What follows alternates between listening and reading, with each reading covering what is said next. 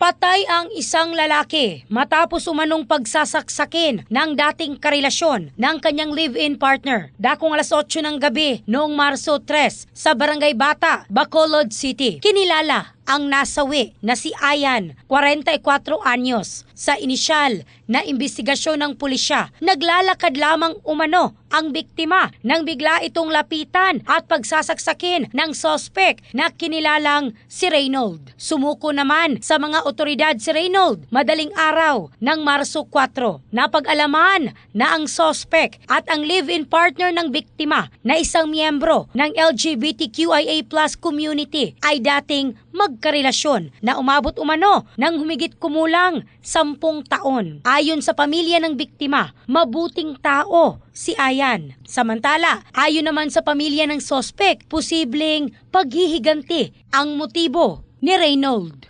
In the heart of changing lives, ako si Michelle Craste ng Brigada News Philippines, the Music and News Authority.